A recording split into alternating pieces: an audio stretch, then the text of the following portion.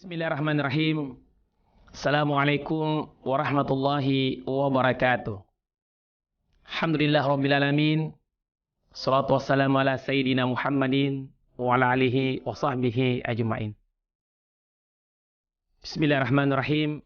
Ya rafa'illahu allazina amanu minkum wallazina utul ilma darajat. Sadaqallahul azim. Kaum muslimin dan muslimat rahimakumullah dimanapun kita berada. Alhamdulillah, puji syukur kita panjatkan kehadirat Allah Subhanahu wa taala bahwa kita masih diberikan kekuatan, kesehatan dan usia yang berkah. Masuk pada bulan suci Ramadan 1444 Hijriah 2023 Masehi.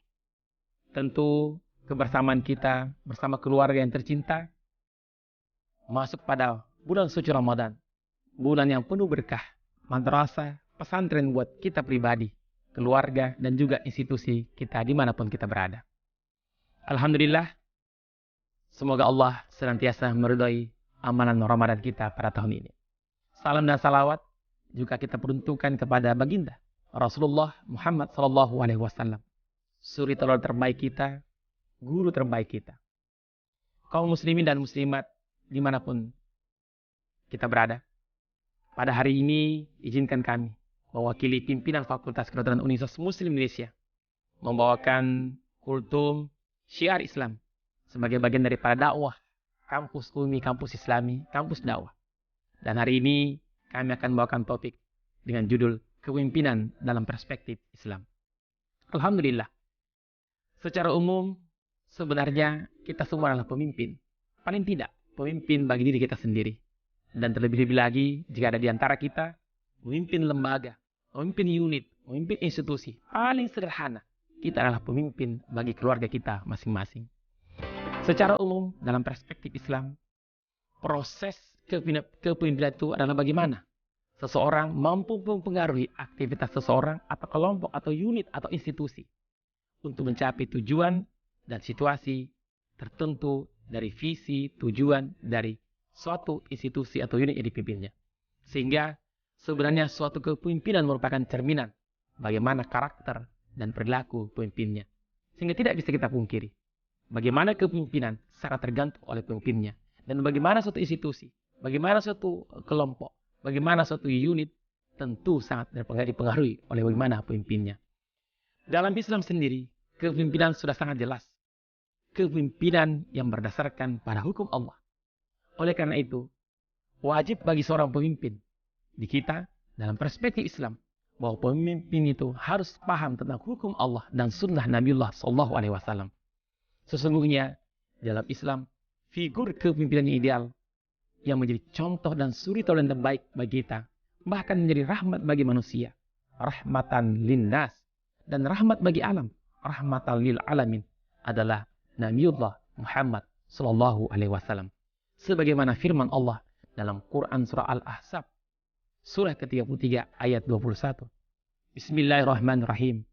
Laqad kana lakum fi Rasulillahi uswatun hasanah liman kana yarjullaha wal yawmal akhir wa dzakarallaha katsiran. Sungguh telah ada pada diri Rasulullah SAW suri teladan yang baik bagimu. Itu bagi orang yang mengharap rahmat Allah dan kedatangan hari kiamat dan yang banyak mengingat Allah Subhanahu wa taala. Maka kalau kita berangkat dari Quran surah Al-Ahzab ini, maka jelas bahwa Al-Quranul Karim dan Sunnah Rasulullah tentu menjadi pegangan utama bagi kita seorang pemimpin dalam perspektif Islam. Tentu juga pedoman-pedoman yang lain bagaimana kita memimpin dalam satu unit, tidak rumah sakit, tidak fakultas, tidak institusi pemerintah maupun swasta, dan terlebih-lebih lagi bagaimana kita memimpin diri kita dan memimpin keluarga kita masing-masing. Dalam Islam juga dijelaskan bahwa sebenarnya setiap manusia adalah pemimpin. Minimal, saya katakan tadi, pemimpin terhadap dirinya sendiri. Dan setiap pemimpin akan dimintai pertanggungjawaban atas segala kepemimpinannya. Hal ini sebagaimana ditegaskan dalam sabda Rasulullah SAW. Ingatlah bahwa setiap kamu adalah pemimpin dan akan dimintai pertanggungjawaban tentang kepemimpinannya. Seorang suami adalah pemimpin bagi keluarganya dan ia akan dimintai pertanggungjawaban tentang kepemimpinannya. Wanita adalah pemimpin bagi kehidupan rumah tangga, suami dan anak-anaknya. Dan dia akan dimintai pertanggungjawabannya tentang kepemimpinannya. Ingatlah bahwa kalian adalah sebagai pemimpin dan akan dimintai pertanggungjawaban tentang kepemimpinannya. Hadis Rasulullah. Kaum muslimin dan muslimat dimanapun kita berada, sungguh kita akhirnya sadar bahwa tidaklah ada yang boleh mengatakan saya bukan jadi pemimpin, saya orang biasa saja.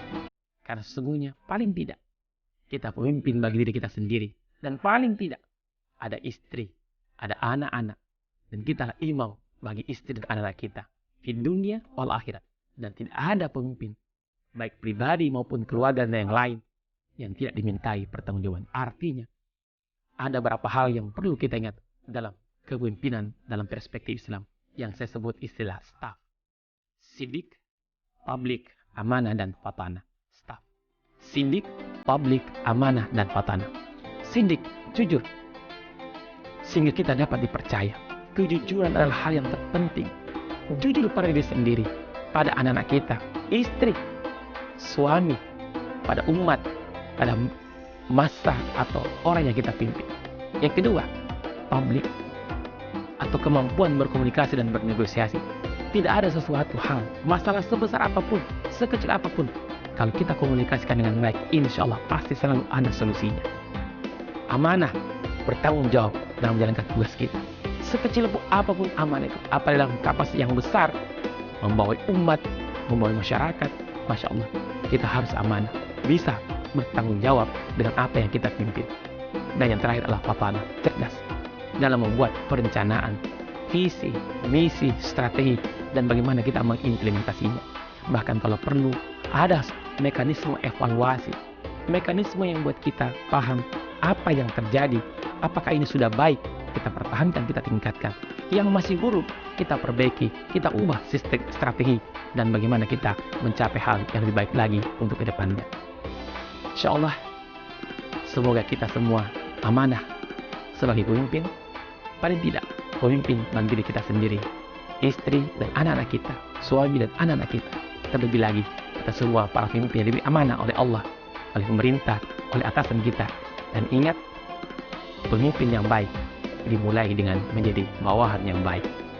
Amanah, sidik, tamlik, dan fatanah. Demikian yang dapat saya sampaikan. Hasbunallahu wa ni'mal wakil, ni'mal maula wa ni'man nasir. Wala haula wala quwata illa billahil alim. Wallahu waliyut taufiq wal hidayah. Assalamualaikum warahmatullahi wabarakatuh. Selamat berbuka puasa.